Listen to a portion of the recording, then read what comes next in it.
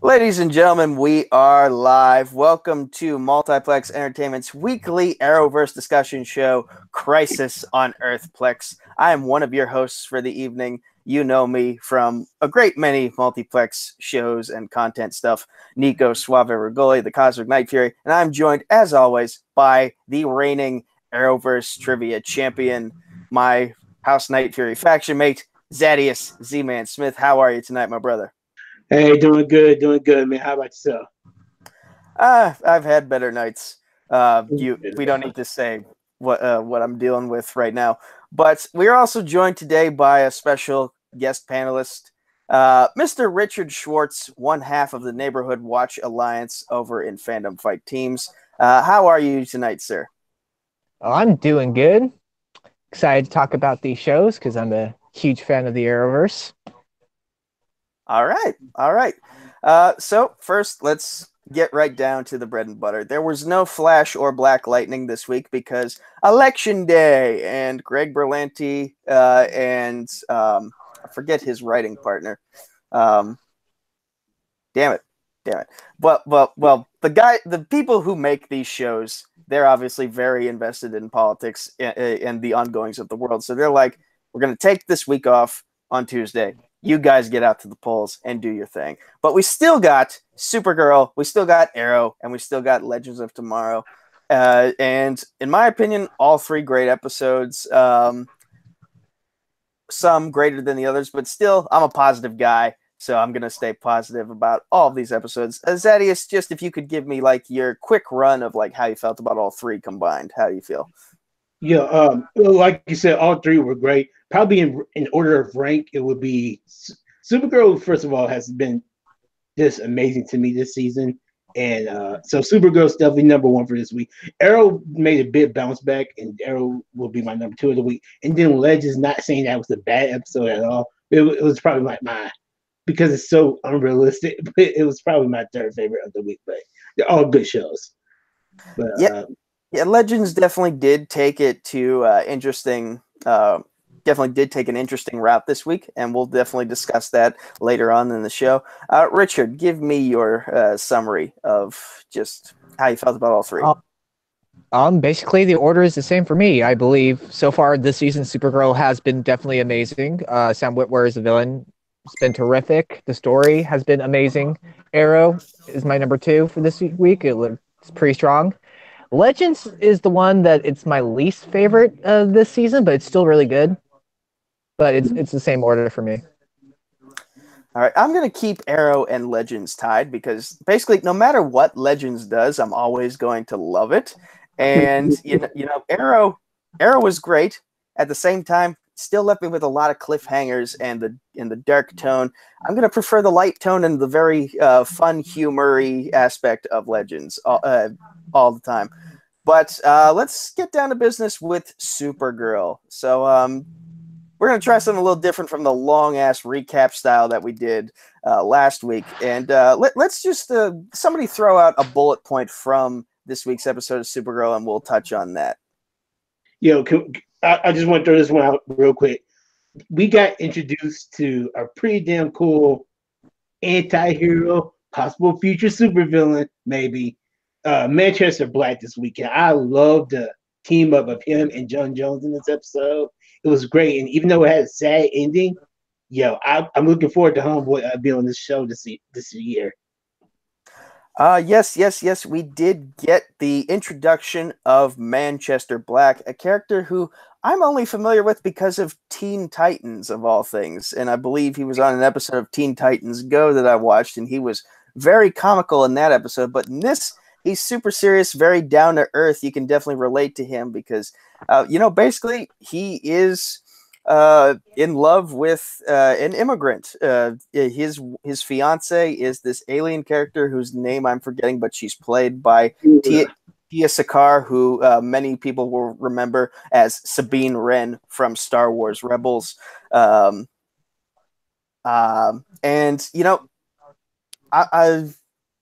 Richard, say some stuff. I don't know why I'm stumbling today. Yeah, I really, I did not know who Manchester Black was. So after the episode, I had to look him up, and then I was like, oh, I'm very intrigued. I really think he did a good job.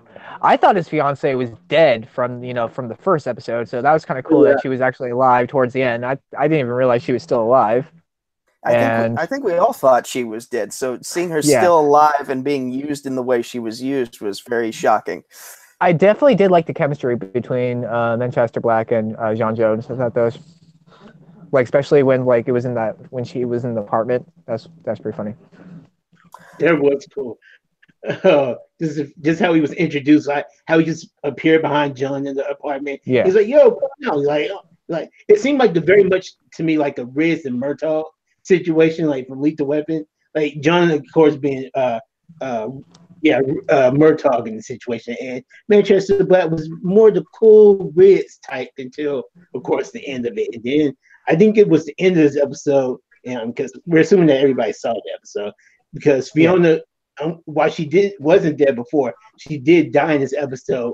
And the last scene, if I'm not mistaken, was him like buying like a shitload of weapons. And it seems like that was the catalyst he needed to become like the anti-hero that he's going to be. Because the only reason I know Manchester Black really was because I saw a movie called Superman versus the Elite, and even though he's a totally different voice actor playing him, but he eventually has some superpowers. So I'm kind of interested in wondering if they're going to introduce that into the season also. But he's a badass on that movie, so it seems like he's going to be a badass in the show too. Definitely. And it's interesting the way they introduced him, because at this point in time, we have John Jones who's struggling with whether or not he wants to continue with the life of a pacifist, or if he wants to go back to being the DEO fighting agent that we knew him to be for the first couple seasons. And so when Manchester Black is introduced and we see him helping out with the fight in the police station, he doesn't really throw any punches, and he kind of just like more so deflects and whatnot. So that in my mind, I'm like struggling to figure out, is Manchester Black also a pacifist, or is he this rough, rugged fighter? And we find out later on that, hey, he did have this anger inside of him that he just struggled to control. And because of Fiona, thank you for saying her name, so I now remember it, but because of Fiona, he was able to basically get that anger in check and become a better person as a result of it. And it's because of the fact that she dies at the end of this episode that anger then comes back. It raises right to the top, and he just has to let it out, and he buys all these weapons to get revenge on the people who did away with the main source of happiness in his life. Mm-hmm. And also, speaking of that, sorry to be hogging this show so much, but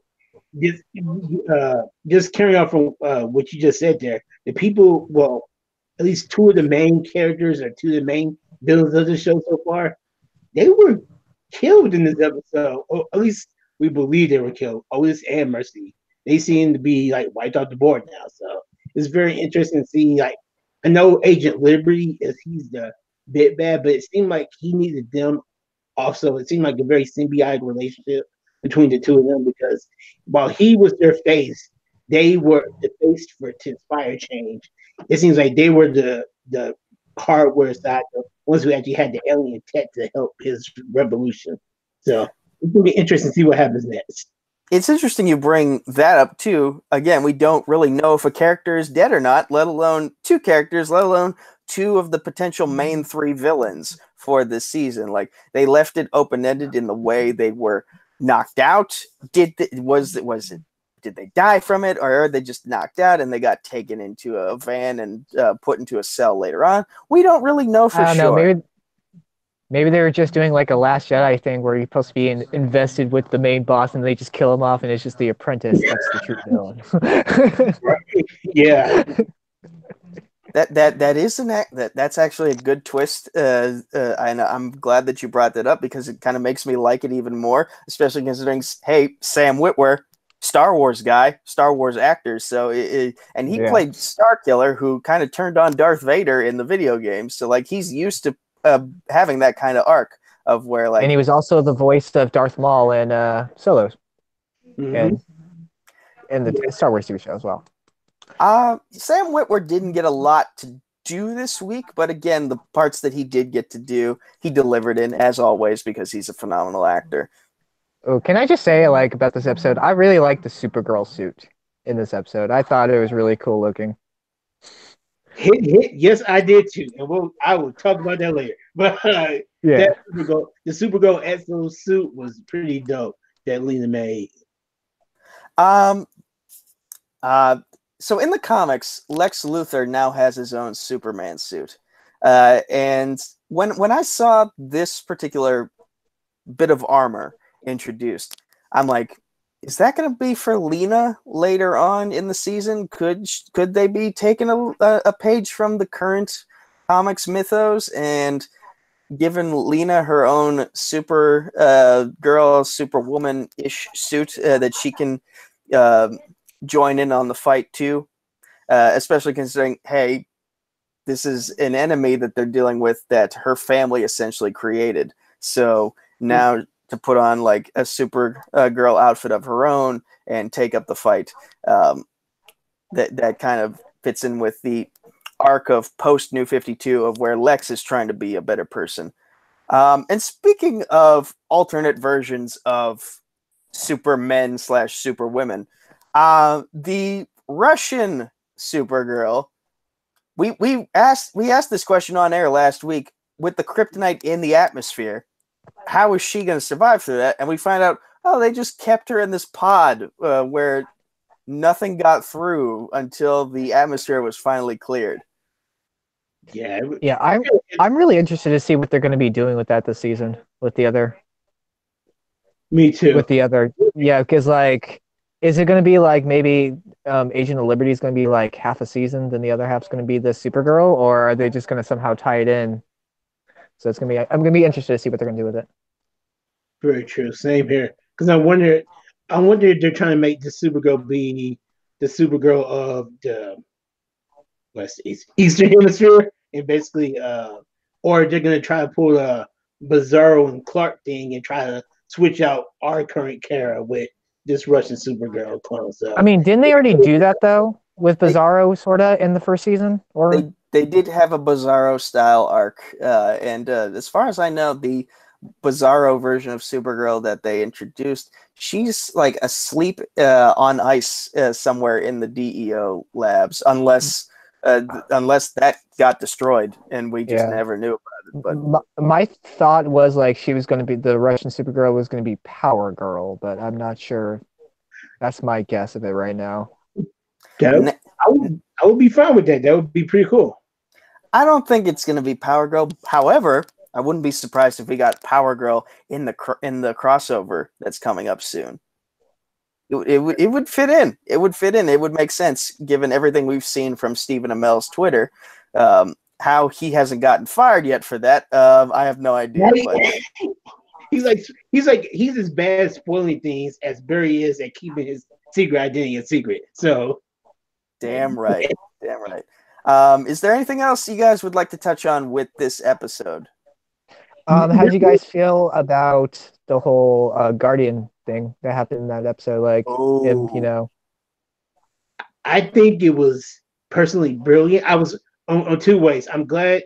I'm kind of in James' camp that I can understand the urge to want to go out there and help people and like be a symbol of justice for the people. However, I think it is equally as brilliant for Agent Liberty, or in this as his pseudonym is or his real name is Ben Lockwood. How Ben Lockwood is now using Guardian as kind of this is our symbol of human justice. This is the guy that you should be counting on to save you from the roaches and from the evil aliens and stuff. He is our champion. I thought there was a brilliant little twist in it. You saw how James was like, yeah, it felt good to be back out there. But then when he realized that his purpose had been purported, shit. See, there's one thing I don't understand about it is why wouldn't they want Guardian to be a hero? At least they know who he is, so they're not like, if he does something wrong, they know where to find him. Yeah. Like, like Supergirl, like they don't know who Supergirl is. She's basically a god. Like I would feel safer with Guardian than Supergirl, and they let Supergirl do her thing. Well, I will say this, having followed real life. So basically, Agent Liberty is basically a propagandist. He is trying to draw an audience toward his ideals, towards the idea that aliens are bad. They're taking our jobs. Insert South Park voice here. And So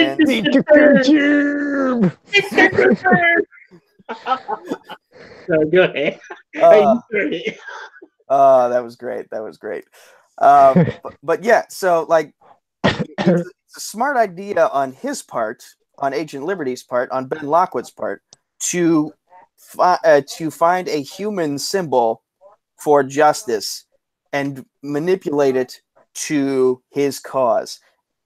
And if James then decides to go back on that, he's now an enemy to the anti-roaches crowd, if so to call them, and they're going to go after him if he steps out of line, because that's how.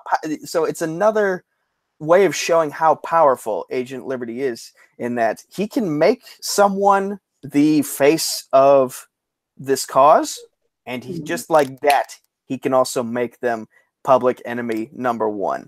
So now James has to play this dangerous game.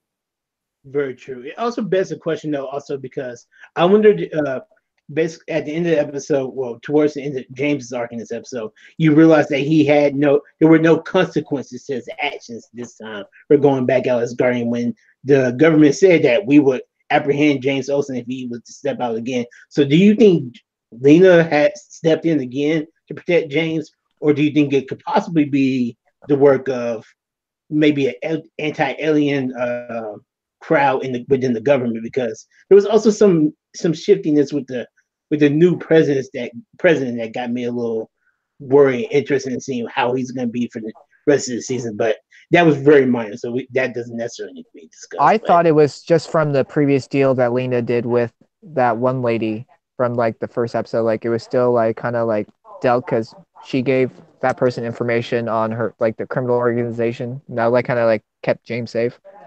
Yeah, that was my thought of it. Mm-hmm. And it very well could be. It's just that I know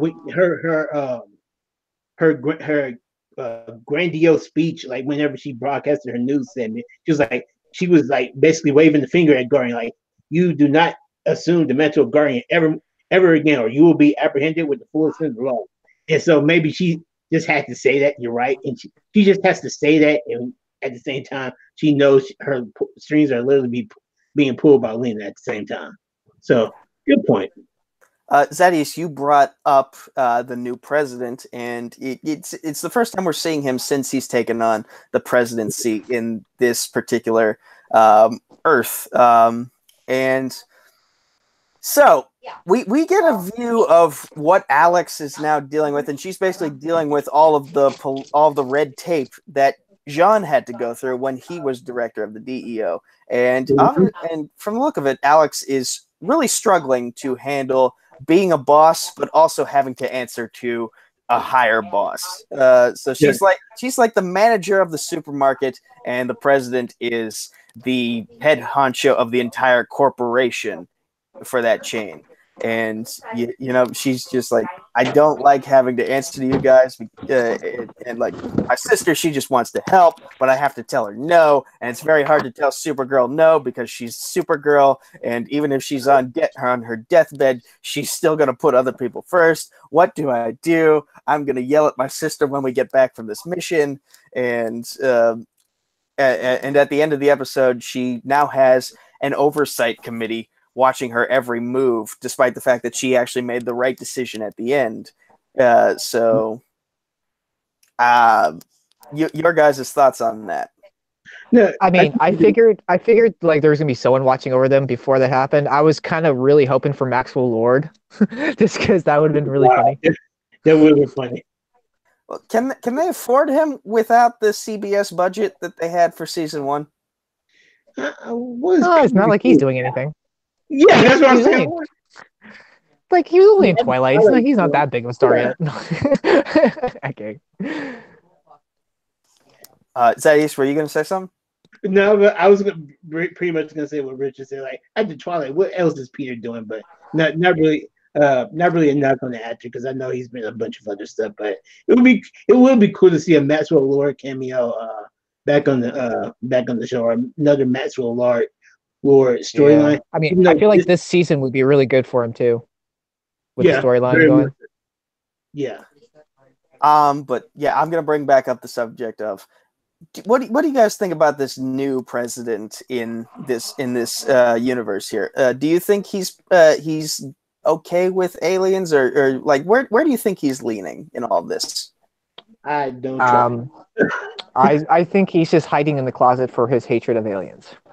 I do same here. Like he's biding his time. Couldn't have said it better myself. I don't trust him. There was something about the way he was just yelling at Alex, and then he got a little whisper in his ears and said, "Well, you know what? Thank you. Just keep Supergirl at bay. You have a good day." I'm paraphrasing, of course, and he left her alone. So it seems like there's some other machinations going on behind the scenes with him. Don't trust him. All right. And one last point I want to bring up before we move on to Arrow is I love these moments every week with Kara and Alex on the couch just eating food and talking. Like for some reason that brings me joy because they're just having fun in that moment, and it feels like actual sister conversations are taking place here. That is pretty funny. Yeah, it is pretty funny, even though I'm an only child, so I don't know what it's like to have sister or brother conversations. But it's okay. It's okay. I respect them. Like it's a good little way to bring back the show to humanity a little bit, to add little humanity to Supergirl. Richard? No, totally agree. It's like a nice moment. It's like one of those things. Like at the end of the day, you just sit back, relax. It's kind of like it kind of feels like an episode of Cheers, like when they're at the bars chilling, talking. So I think they both need to go on dates, though. I mean, like they're gonna. I mean, Supergirl doesn't gain weight, so like pretty soon Alex is gonna be like. Well, they're shying away from relationships in this season, with the exception of Jimmy and Lena, and possibly Brainy and Nia. Yes. So like they obviously want to make Supergirl and her fight for good and justice and truth the main focus this time around, and that's a good thing. Yeah, I agree. We've had relationship stories each of the past 3 seasons. Like, I mean, yeah, true. I mean, also they're probably making sure that Melissa and Chris are actually going to stay together because after what happened first season, where like her ex-husband was on the show as their love interest, and then they got divorced like a few weeks later. Oh yeah, that was definitely awkward. But yeah, like it's good to show her in a different light as like fighting for truth, justice, in the American way, especially considering we've seen her in relationships in the past 3 seasons, and we've seen every other shows. Yes, the other shows we've seen. Other shows have relationships. Yeah, but then again, it's the CW, so they love to do that. All right, let's move on to Arrow. So Oliver is now in level 2 of the prison. Slapstick, I believe, is the name of the prison. And Slapside. Slapside, yes. You are correct. And so he and this psychiatrist, I guess, with some very invasive methods of getting information out. So he and this psychiatrist are having this back and forth multiple times in this episode, because like they don't really let us know if it's day or night when they're having these conversations. So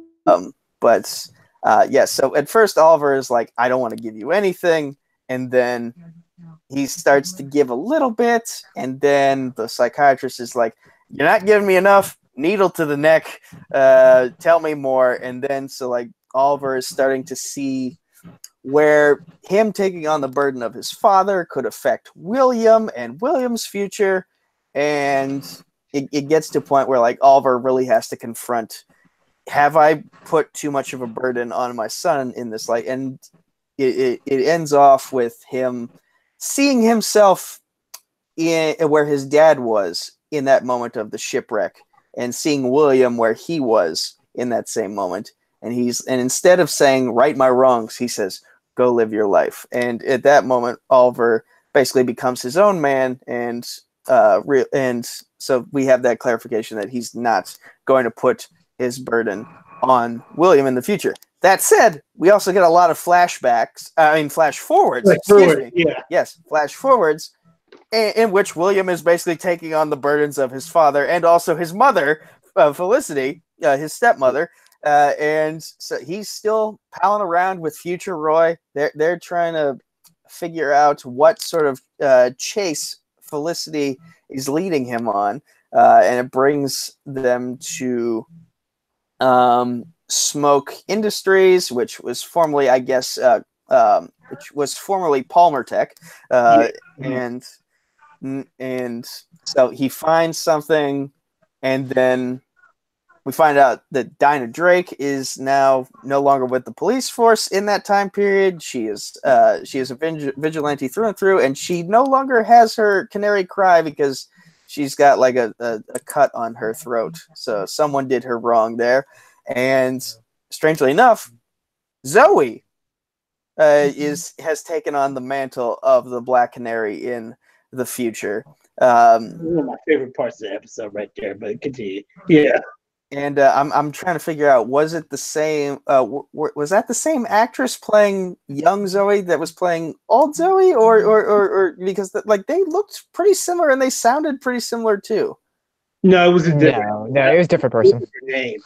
I looked at her name, but I forgot to write it down. But yeah, different actress. Well, they did seem kind of similar to me. I'm just saying. But you know what? If you're going for young to old, that's a good choice. Go with someone who is pretty similar to you. And you know, while we're having those flash forwards, we also have Renee, and he's trying to find a workaround for the immunity he's been given so that he can still give hope to the community. And I feel like I'm saying too much already. So whatever bullet point you guys want to pick up on, we'll start with there. Zaddeus, what do you want to talk about first? Yeah, I think you're right. The best part about this, well, one of the best parts about this episode was that you saw Renee is still headstrong about helping out whoever this new Green Arrow is, but at the same time, he kind of butts head with Dinah because she's want to restore faith in the community, in the police department, because nobody has faith in Starling City PD, and eventually something's going to happen where the Glaze is going to take over, and Starling City PD is just going to be up for the highest bidder, which, I mean, it's not like it's the most legit police organization anyway, but something's going to happen in the future. I'm really looking forward to I really want to know what's going on in future Williams timeline that's caused it to be so bad. But I like how Renee was trying to help the new Green Arrow, and there was actually a scene in this episode where Dinah, and Dinah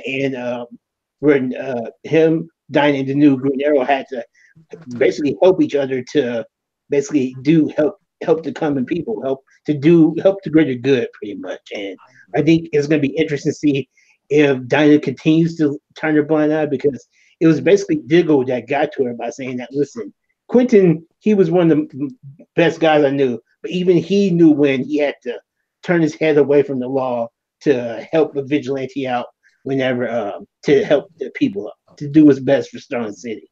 Even though it took Quentin a couple of times and he was kind of flip-flopping, but that's neither here nor there. Well, in fairness, Oliver was killing people in season 1, so Quentin had very little reason to trust him. But in season 2, he swore a new oath, and then, okay, I'll start trusting you from here on out. And then obviously Oliver, he takes off the hood to show Quentin, and again, terrible at keeping identities a secret in this damn multiverse on the CW. Everyone figures it out so easily. But Richard, is there anything you'd like to touch on here?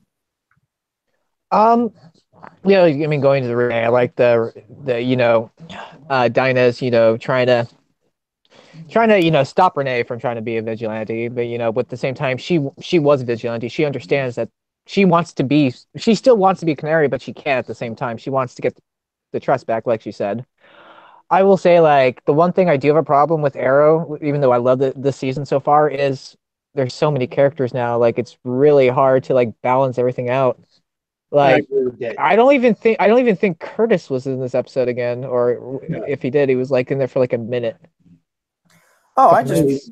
I just realized you said there were so many characters in the season now that we basically forgot three of them. We forgot that Felicity and the Earth 2 Laurel, they're busy interrogating the Silencer, and Felicity is basically just ready to start killing people. And of all people, it takes Black Siren to take her down off that ledge. And she basically tells her, use your brain. You are a genius, so use that genius brain of yours.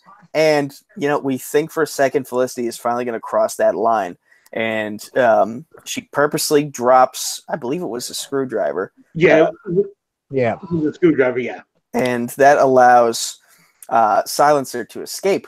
But before they had chained Silencer up last week, she had placed a tracking device on her. So now they're going to follow her straight to Diaz. And, you know, that's the Felicity we know and love is the Felicity that thinks. Although I still love this Felicity that's super angry and pissed off at the world and is fighting for her family, Jack Bauer style. I love it. So, yeah, and I also like that, hey, Black Siren, Earth 2 Laurel, she is coming a long way from... She's sort of taking a Leonard Snart at the beginning arc of her own, in which she had this cold demeanor to her, and then all it took was the right people in her life, and she starts to become more compassionate, more forgiving, and trying to be a better person.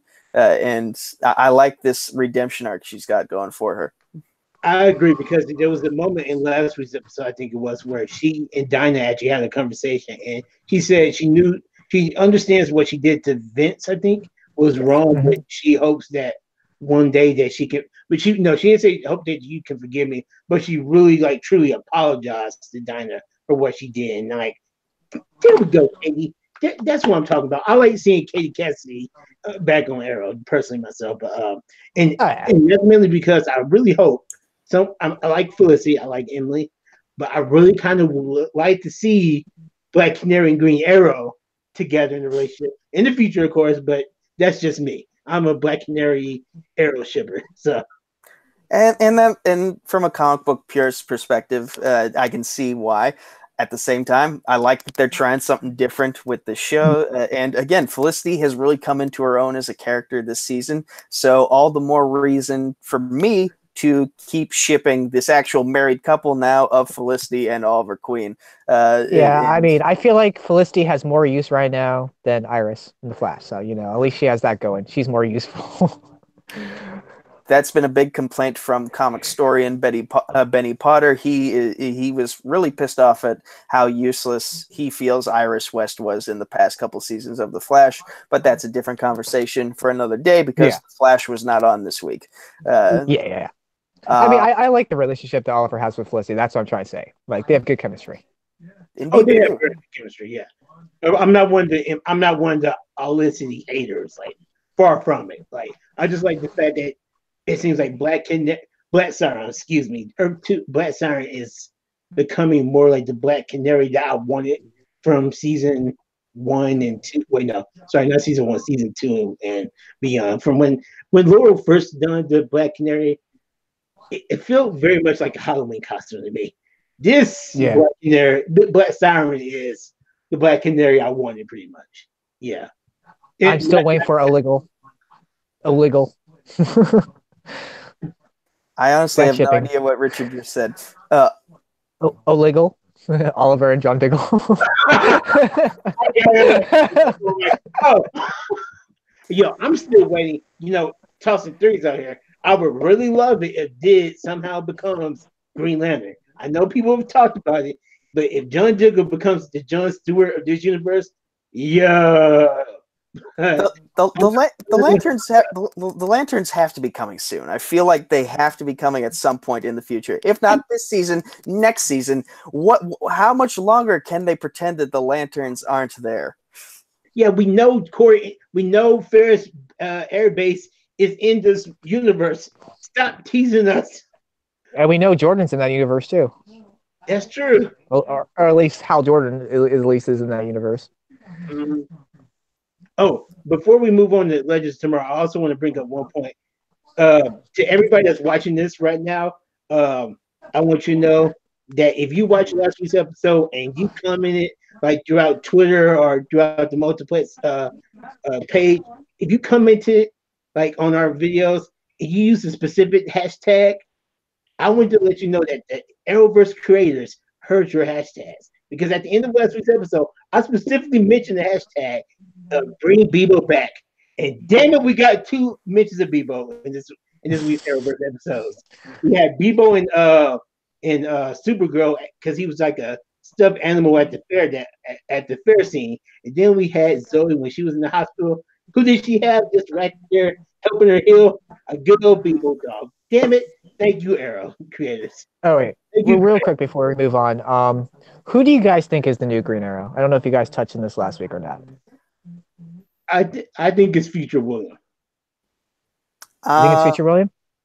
I mean, me personally, I think it's either between Roy or John Diggle. I'm really thinking it could be John. That'd be interesting.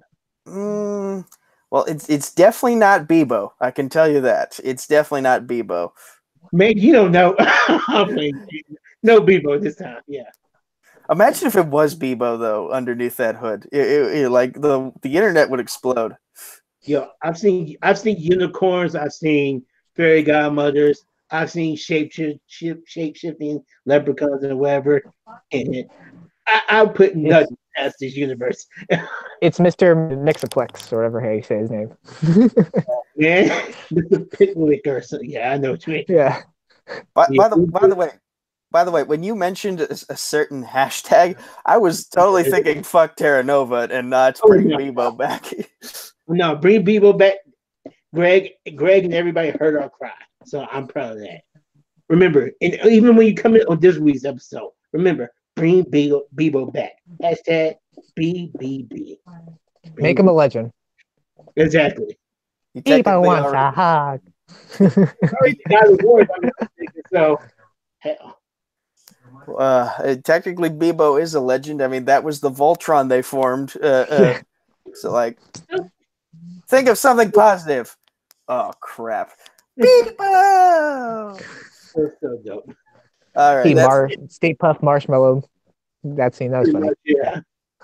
All right, this is the perfect transition into Legends of Tomorrow. And, this episode kind of didn't go as wonky as the other ones did, but at the same time, it also was wonky at the same time because, like, you don't really think of shapeshifters as magical creatures. You just think of that more as a superpower. So the fact that they went this route was very interesting. But we do get to see Ray sort of come into his own as, like, we know Ray as this constant follower of rules. And the only real time he's actually broken the rules was when he freed Nora Dark, or rather gave her the ability to free herself. And so the team, only like maybe 1 or 2 people know about that at the start of this episode. And then he just by accident gets mixed up with this punk band. One of them happens to be the magical creature that the legends are hunting. And so just by accident, he gets wrapped up in them and he becomes their driver. And then he sort of becomes a hoodlum for them. And like he steals the Queen's Corgi of all things. Well, he believed he stole the Queen's Corgis because remember, it was really Sarah had whooped everybody's ass and just to make him feel good. True. Yeah. I forgot that they were hiding behind that bush and they just basically intimidated them into giving the Corgi to Ray. And so he gains their trust. And by the way, apparently there's a very racist ritual in which you will throw rice in front of a ginger and you will find out if they're a leprechaun or not. Well, it's just, throw rice, and to tell if they're a leprechaun, the leprechaun has to pick up the grain of rice. It wasn't necessarily it had to be a redhead. They were just trying to... It so happened that the Irish person they thought was a leprechaun happened to be a ginger. I mean, That's true. And actually, I think Supernatural, if I'm not mistaken, has done that also. But there's too many seasons to go back to find the episode. So, like, I think they've kind of done the same thing, like where Leprechaun has to pick up every single grain. Like, wow. I'm And first of all, we saw that wasn't true in this episode, at least. At I'm least kind not. of glad it wasn't a leprechaun because I have a feeling a Lucky Charms joke would have been in there if it was. Oh, you know it. Oh, you know it. They would have been. Everybody would have been like magically delicious this, magically delicious that. It was just like, oh, come on, guys. So getting back on track here. So Ray, he gains their trust, and then he finds out that Charlie is the magical creature. She is basically a shapeshifter, and you know she's not like all the other magical creatures we've run into so far. She's not bloodthirsty like the unicorns, and she's not vengeful like the fairy godmother. She just wants to be free and be able to be whatever she Rebel. wants. Yeah, she wants to rebel, and Ray can sympathize with that. And you know, when his friends, the Legends, want to basically capture her and throw her back into hell, he dons the exosuit to stop them. But then we find out that Charlie actually knocked Ray out and stole the exosuit, impersonated him, and tried to blow all the Legends up. And then Ray, he tries to reason with both of them and says, "Don't hurt each other. Don't hurt each other. Mm-hmm. He doesn't deserve this. I get that we have a job to do, but she does not deserve to go to hell." So Ray is the peacekeeper, but Constantine, he still takes her ability to shapeshift away, and the face that she is stuck on now is Amaya's, which I find very interesting because the actual actress who played Amaya in the last couple seasons, she's really British, so she no longer has to do an American accent anymore. She can just have fun and be this new character, kind of like what they've done with Harrison Wells' actor every season. Oh yeah, yeah, John. Every year. Yeah, John Kavanaugh is his name, I believe, right? Oh, Tom Kavanaugh. Tom Kavanaugh. Excuse me. But yeah, she gets to try something new. She's locked in a force field on the Wave Rider now, and while that's all going on, Nate we find out why he's been spending so much time at the Time Bureau, and it's because of the fact that he is like, my ex-girlfriend was here, and everything on this ship reminds me of her. And little does he know at the end of this episode that now there's literally someone that looks exactly like her on the ship. This way, buddy. Right? So he's gonna, when he finally decides to go back on that ship, he's gonna have a very awkward day in counseling. But before that, he is basically becoming time bros with Gary. And you know, we find out that Gary is somewhat of a rule breaker on his own, but not really. Like, I guess if you consider taking 2 tacos instead of 1 as Taco Monday. Yeah. living on the edge of an edge, I guess you could say. Mm-hmm. A real rule breaker, Gary, he is. More like a ruler breaker, as in like he hears a ruler and he just accidentally breaks it when he trips. That's what I would describe it. This is because Gary's clearly the new Green Arrow. It's obvious. You know what? It's Gary. Why not? Gary for Green Arrow. Hey, again, nothing would surprise me if Gary was really a badass all along. I mean, if we see in future episodes that the Green Arrow is missing a nipple, boom, Gary. He has one goal: to save his nipple. That would be the new goal. Wow. Okay. All right. Run it, or getting this train back on the tracks. Sorry. No. You're fine. You're fine. It's just, how do I segue off of that? But anyway, so they decide to go on a mission without filing any paperwork. They go to the prehistoric era, I think, and they run into a saber-toothed tiger looking for an anomaly. And they get back to the Time Bureau running away from said tiger, and when they go back to look at the see if the anomaly is still there, it's not. And Gary apparently picked up a souvenir while they were on that trip. He brought a plant with him. And we find out that that plant is actually the anomaly. And it runs roughshod on the Time Bureau. And we don't really see how they beat the plant, but it leaves a gigantic thing of slime all over the Time Bureau. And so Sarah doesn't even ask. She's just like, Ava, I'll take you to dinner and we won't discuss this at all. And so, yeah, that's basically where everyone is in Legends right now. Yeah, it's very interesting how Legends. I hope everybody is cool with each other, because I feel like Legends treads the line so much. That plant, if you've ever seen the movie Little Shop of Horrors, boom! I'm like, come on, guys. Seymour. Seymour. I'm like, is this not copyright infringement or something? Then not even just that, but also, has anybody knows how Constantine, whenever he's doing his magic, it looks eerily similar to when Doctor Strange is doing his magic, and like to the pattern look of it. I'm like, wait, Marvel is really going to sue DC this year, aren't they? Well, like you've mentioned all the supernatural references that they've made, so it wouldn't surprise me if they parodied other content out there, because this is the show that is basically a parody of Doctor Who. We've made it clear from the get-go that this show is basically what Greg Berlanti wanted to do for a Doctor Who show, and that's kind of why people love it, is because it's so wonky and referential at times, and they get to go on these fun adventures because they can just throw caution to the wind. Richard, anything you want to bring up?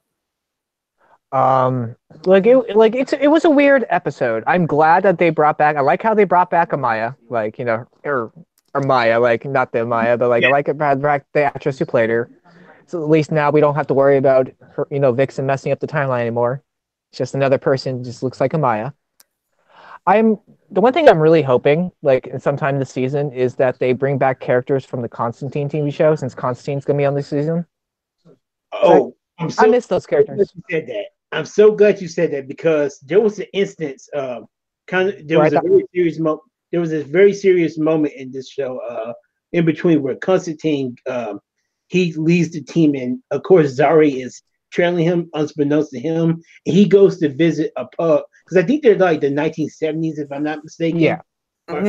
1970s, and he goes to visit his mom at the bar that she's working at. By the way, this is like the third episode in a row where we've had symbols of a strong mother figure, something, which is, I think, is pretty good little trend we're following right now. But we see that John is meeting with his mom, and he eventually gets beat up by his dad eventually, but because I believe they called it, if I'm not mistaken, the ball kick paradox, because he was about to kick his dad in between the legs, but every time he tried, he kept vanishing out of existence. But that was so funny. That was a very funny moment. But the serious part of it was that John actually started opening up a little bit to Zari, and how he never met his mom, and how his mom had passed away and stuff. And there was a moment where it seemed like he was actually going to tell Zari what was going on, but then he started catching glimpses, very short glimpses.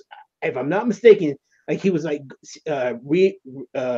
remembering things from episode 1, where he had got possessed in his room and stuff, and was being thrown around in the room. And then, if I'm not mistaken, we saw a pair of eyes looking back at John, which makes me think it's one of two characters from Constantine. I think it's either Papa Midnight or it's Manny the Angel. Which I was thinking it was the Angel. Yeah, that would be really cool. I would really be excited to see if one of those two came over to Legends of Tomorrow. That would be very awesome. God damn it! I gotta watch Constantine. It was a pretty good show. To say it was just one season, I would love it. Well, I don't know. It was very good for one season, and I'm glad that they brought Constantine on this show. But if they could bring more characters from that show onto the show, maybe even Zed, it'll be a really cool move to see. Yeah. Mm-hmm. I do have one question though about so far these 3 episodes of Legend.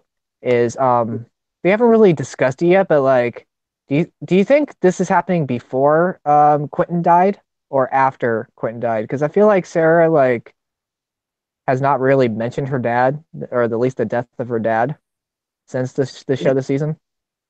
Yeah, and it makes me wonder. I think it would be after Quentin died. And the only reason why I say it is because Wally's not on the team anymore. And last season he was still there around. So that's the only semblance. But you're right. She really hasn't brought up the notion of Quentin's death. But we kind of know how Sarah handles death a little bit. She's not to say that she's cold, but she just kind of. I think she stores it all in for a while. I mean, it took her 3 seasons almost to get over Laurel. I mean, like, this is her dad. We haven't even had an episode of the mention yet. Well, I will say this.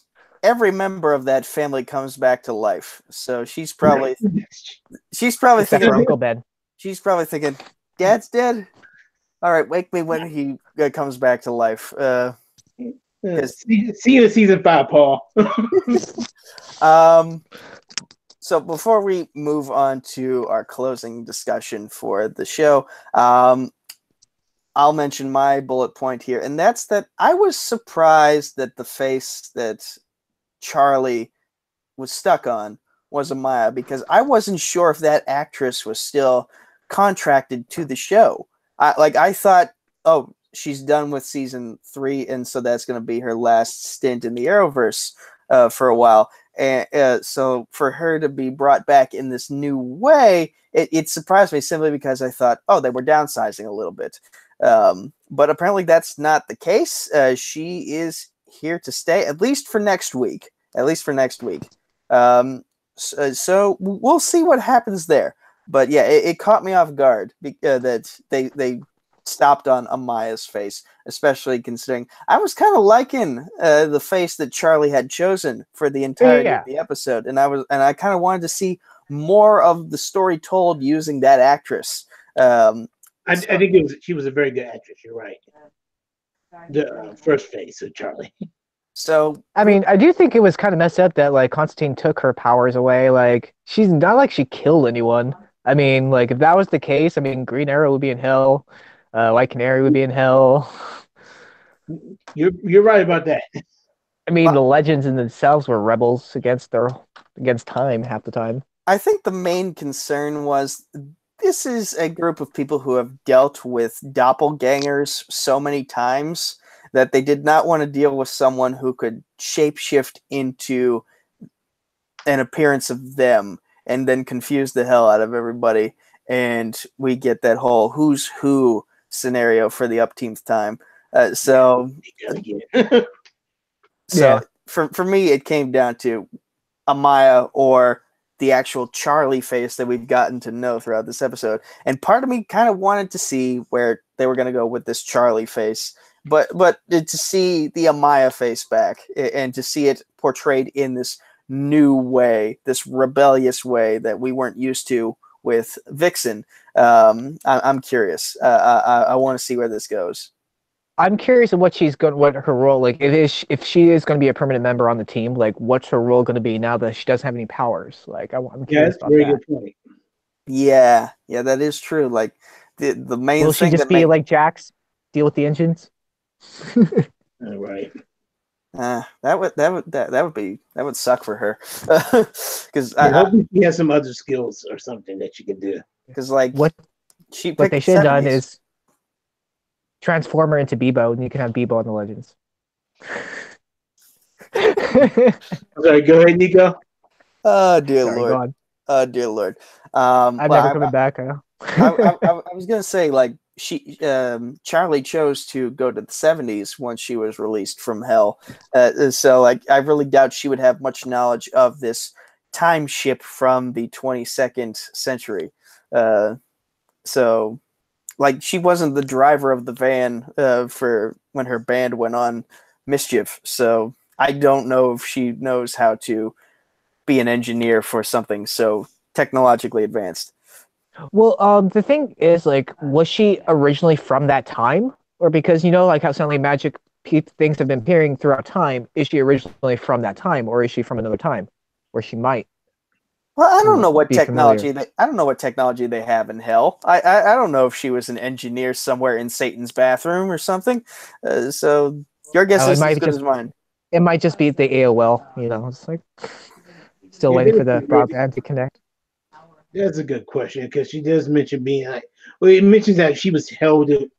She mentioned how she was held in prison and how that she's never going back again. So By the way, it wasn't Ray, also necessarily hell because I don't think she was very surprised when they said they were going to send her to hell. So I don't yeah, think that was her prison. yeah. She just mentioned a prison of some sort. So that could be another question that we need to find out later on in season 2. And part of me quite doesn't trust John either, but we'll see how that goes. I think he has a little demon within him that he's kind of hiding from the rest of the team. So I would just keep that, put a little pinpoint in that. Keep my eye on John. Pinpoint. All right. So now we've come to the part of the show where we're getting close to closing out, and we're gonna now bring up our special topic of the week. And this week we're going with our favorite Arrowverse costumes. And Richard, since you are the guest, I want to hear from you first. What are some of your favorite costumes throughout the Arrowverse history and lore? Ooh, well, to start off, I am going to go with Ragman. I really dig that outfit when Ragman was in, I believe it was season Five. five. Five, yeah. Season 5. Like, I not only do I love Ragman, the actor who played him. I wish he would come back to the show, but like it looked very intriguing. It looked really cool looking, and it looked like horrifying, which I thought was really awesome. Do you want me just to list all of them or just one at a time? Go through the laundry list. Okay. I also like this season's flash of XS. XS's costume looks really cool. It does. I really like, it's a good, setup. I also like the elongated man's costume. I really enjoy how that looked. The new one, not the first one, where it looked like he was just, TP'd Yeah, himself. right. Yeah, now he I'm going. it looks nice. I'm going to Arrow. I liked how Arsenal's costume looked, even though it was the same as Speedy's for a sense. But like Arsenal's costume was really intriguing. Hmm. And White Canaries. That's I think my last favorite one. The White Canaries outfit. Zaddeus, we will go to you next.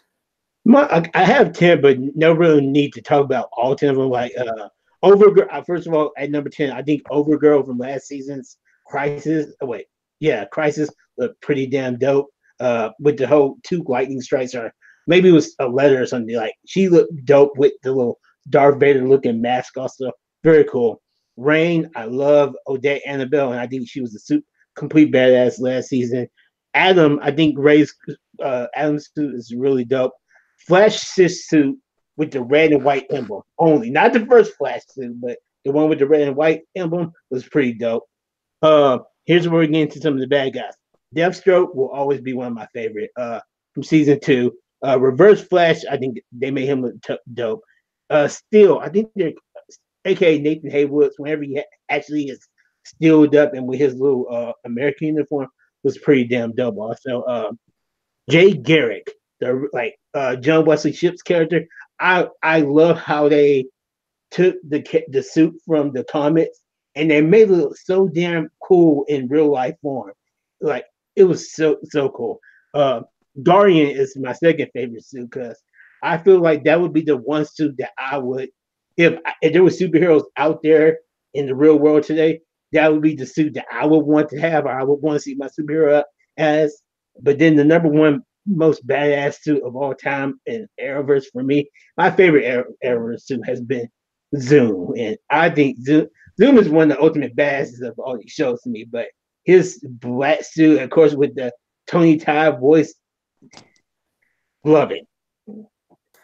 And going to me, first off, Black Lightning and Thunder. Like, those suits are so badass, especially with the light up neon effects that Black Lightning's suit has. And I love how Gamby has designed it in a way that there's a practical use for everything within that suit. And Thunder, her suit, I'm trying to think, does it have like scales on it a little bit that kind of makes it a little bit reptilianish? I think I'm not sure if it would be scales, but there are like different patterns on it, like that differentiates hers from Black Lightning's. Yeah. Yeah, I like the patterns and the color scheme to her particular outfit. Other suits. Now, this one might be controversial because for those of you who were fans of Flash and Friends on Screen Junkies Plus, when that show was a thing, you probably heard that the panel on that show talk a lot of shit about the rival from season 3 of The Flash. And the reason why they talked so much shit on it is because they felt the costume was basically, hey, let's throw all the shitty stuff and turn it into this. And that's part of why I like it, though. One man's trash is another man's treasure. And for me, like, they found a way to take like Hawkman's wing ears, put it on this Flash suit, make a whole bunch, make a very unique lightning bolt and electricity design on the suit. And it just stands out for me in all the right ways. Other costumes. The current one that Barry Allen uses, I love that they keep going with a brighter red every season because that shows the bright attitude of the Flash. Like, I kind of hated the first suit simply because I felt it was way too dark red, and like the lack of a white circle with the lightning bolt. It just didn't work for me. I needed some brightness to it to give it some contrast. And when they've gotten brighter every season. Also, I think it was maybe season 3 or 4. Oliver Queen's Green Arrow suit. It was a much brighter green, and like it had no sleeves. The sleeves one, yeah. That was season 4. Yes, like the very beginning of season 4. Yeah. Like, same philosophy with that suit as with the Flash suit. The brighter the shade of the color, the better for me. I like the lighter green. I do agree with you on Rain. Her costume was pretty badass. I'm just trying to think of a different fifth one. What has not been mentioned? Yeah, I'll mention Reverse Flash again, but I'll say it with this caveat. I like Tom Cavanaugh as an actor, but I feel like the blonde guy, the actual Eobard Thawne, I like him better in that suit than Tom Cavanaugh. So I agree. Oh, yeah, I agree. I think Tom Cavanaugh was has been best as Harrison Wells, or even as evil Harrison Wells from season 1. But as Reverse Flash, yeah, I agree. And finally, Captain Cold or Citizen Cold. Just like I love Leonard Snart, and I love the coat, the blaster. It just works. And it feels like it's right out of the comics, but with a more realistic vibe to it. Vibe. That's another good costume. That's another good vibe. Yeah. Oh, I also liked season Earth 2's Killer Frost's outfit. That's true. She did look nice. Yeah, I do. Season 2, also Deathstorm. Now that you mentioned season 2, Earth 2, like you mentioned Robbie Amell and wanting him to come back, I believe, before we went on air. Robbie Amell as Deathstorm, I really liked that look. The blue fire, like very cool, very cool. I agree, very dope.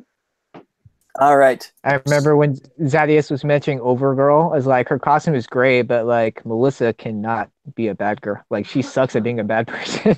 Like her acting as a bad evil person was so bad. We might see more of it this year, but that's to be expected later. We'll see. I just remembered one more and then I forgot it. Damn it. Oh, shoot, my bad. I had it and I lost it. Well, I will say, you mentioned the Earth X suits. I was not really fond of those, or at least not the symbol of the double lightning bolt. And when they did that for the Reverse Flash suit, I thought, this suit doesn't work for me. This suit doesn't work for me. That suit didn't need it. That suit was already badass enough. Yeah. That you didn't need to just add in your own little flavor to it. I still want to know how the heck Eelbald thought is still alive. Like, that's still giving me a headache. Like, like, at what timeline is he still alive? Like, I think the writers have backed themselves into a corner there where they're like, the timeline has become so confusing, no one will really care how we bring him back now.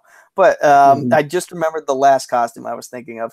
Nyssa Al Ghul. I like her. I like her robes, the black and red contrast, and the quiver on her back, the sword in her pouch. I just like what she brings to the table there.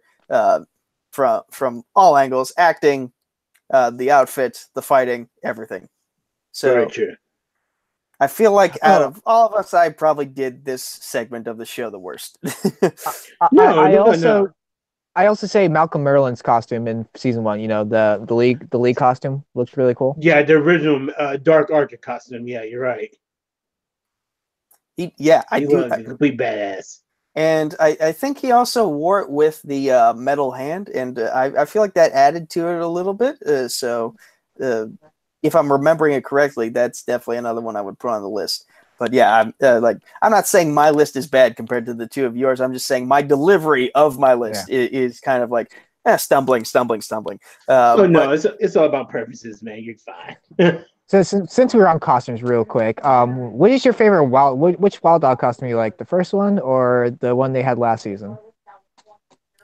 There's been more than one. Do you like the hockey mask or the steel mask? Like, you know?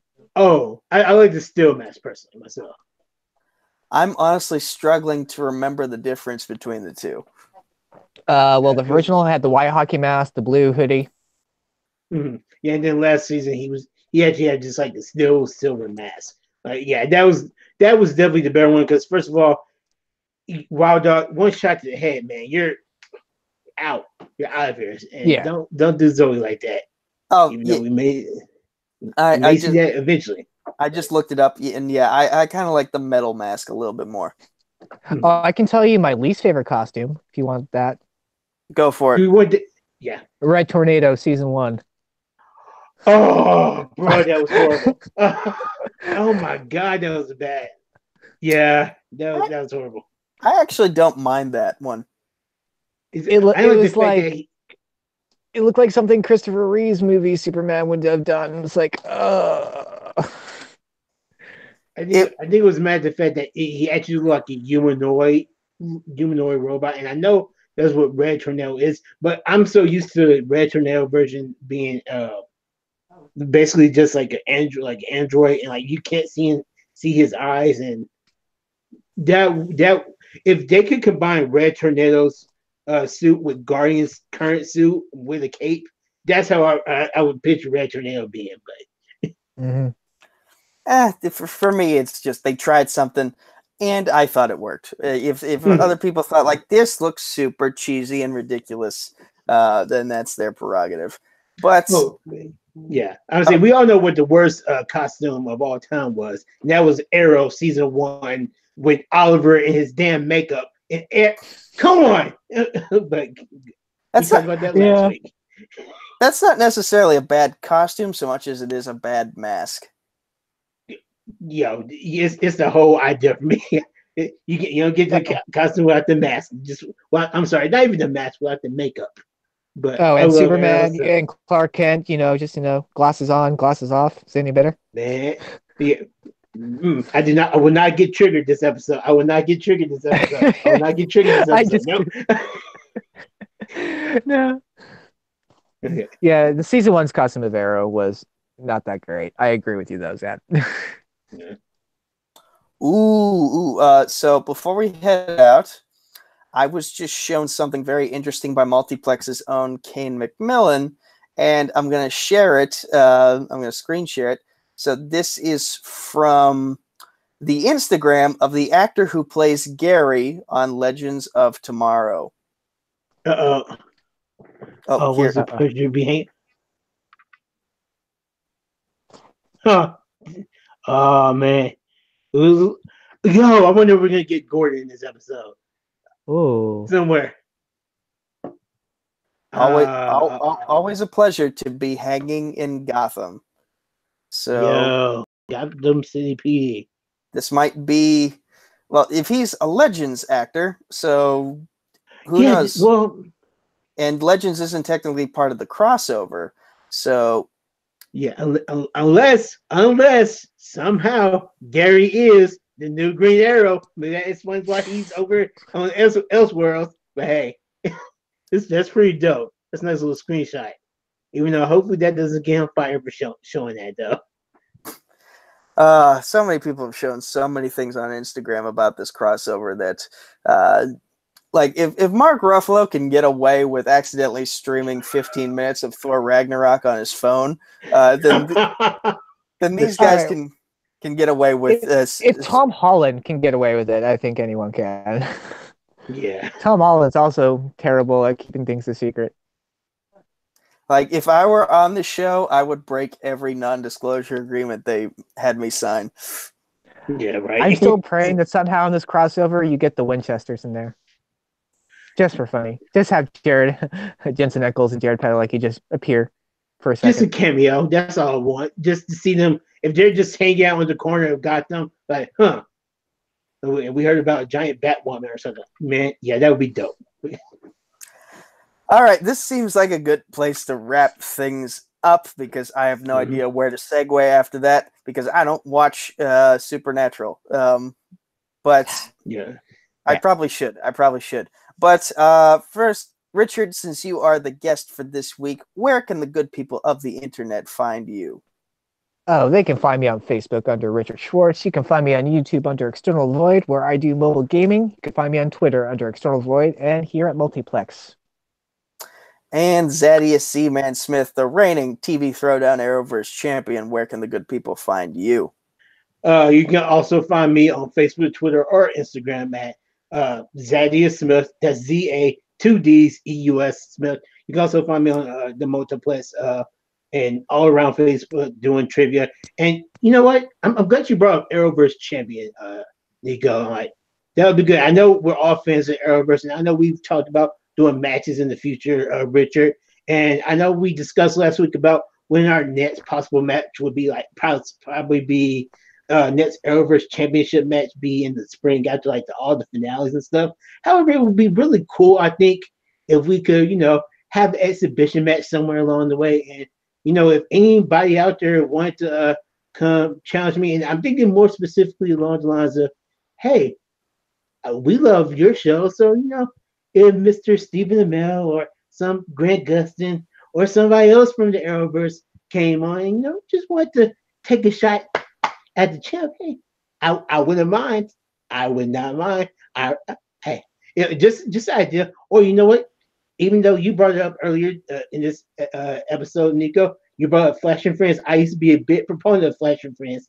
I would love it if Mr. Joe Starr or Miss Rossi Strider came on the episode or something. Maybe became a guest on the future episode of Crisis on Earth Plex, or if they want to take a shot at the big Arrowverse Championship that's not here yet, but it will be.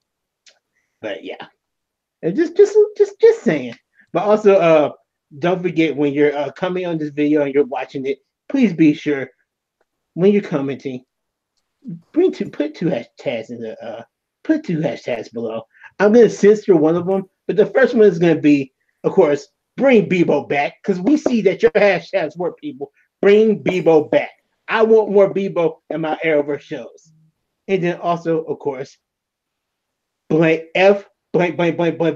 Terra Nova. Always. Hashtag Beboverse. Oh, Beboverse! You know what? There probably is an Earth somewhere in this multiverse where it's just all Bebos. Oh, it's just been confirmed. Bebo's the new Green Arrow. You have found the city. Yo, so dope. Yeah. Oh my God. The good people find you, Nico. Okay, first off, just to piggyback off of what Zad said, Jason Inman, Ashley Robinson, we know you're also fans of the Arrowverse. So if Christian Harloff will let you off that Schmodown contract for one match, I'm sure Zaddeus would love to defend his title against the two of you. But getting to actual business here, you can find me on Facebook, Twitter, and YouTube at Nico Suave Regoli. That's NicoSuaveRegoli. You can find me every week hosting the Week of Wrestling podcast with Hunter the Hitman Chambliss, where we talk about everything that happened in the week of wrestling, appropriately named. You can also find me on Film Nerd TV, competing in Hunter's new Trivia League, Combat Zone Wrestling Trivia, where I will be making my debut on November 14th. That's a Wednesday, taking on Sandy the Sandman Robinson, the first match of the league and the first match of an 8-man tournament to crown the new Combat Zone Wrestling Trivia Champion. And finally, you can find me right here at Multiplex Entertainment. That's the name of the Facebook group and the YouTube channel. The Twitter is at MultiplexYT. The Instagram is Multiplex Entertainment Network. The TeePublic is just Multiplex. Zaddeus Smith just had 2 shirts drop last week, right as we were shooting episode 1 of this particular show. And in terms of programming, every Monday we have Movie Warzone. That is our general movie trivia show. Every Tuesday is TV Throwdown, sometimes singles, sometimes fandom, of which Zaddeus and I are competitors in the tournament for the inaugural championship. Wednesday is Sports Battlefield. I'm no longer going to mention the fantasy football show because I feel like Caleb has abandoned that. Every Thursday, you can find me and Zaddeus and possibly a third person, sometimes Richard, maybe someone else next week, who knows, hosting Crisis on Earth Plex. That's the Arrowverse discussion show that you just watched. Friday is Fandom Fight, although we've been uploading a lot of Fandom Fight matches throughout this week at the most random times of the week, but the main goal is to have them uploaded on Friday. Singles and teams. We're getting that much closer to crowning our first ever team champions, as well as finding a contender to challenge Robert Parker for his singles title. Saturday, Nerdgasm is our debate show, but it's currently on a hiatus, and I hate debates, so meh. And finally, on Sundays, we wrap I'm actually everything. doing good in that. Good for you. Good Right. for you. But on Sundays, we wrap everything up in a nice little bow with my talk show, Around the League with Nico. Tune in this week, especially because our commissioner, Tim Smith, will be on the panel, and he will have a special announcement regarding the future of Multiplex in 2019. So stay tuned for that. And those are all the plugs that I can think of. So keep watching our great content here on Multiplex Entertainment. Going down the line one more time. That's Richard Schwartz. That's the Arrowverse champion, Zaddeus Z-Man Smith. I'm the Cosmic Nightfury, Nico Suave Regoli. This has been Crisis on Earthplex, Episode 2. We'll see you next week. Take care. Beaververse. And don't fail this city. Bebo.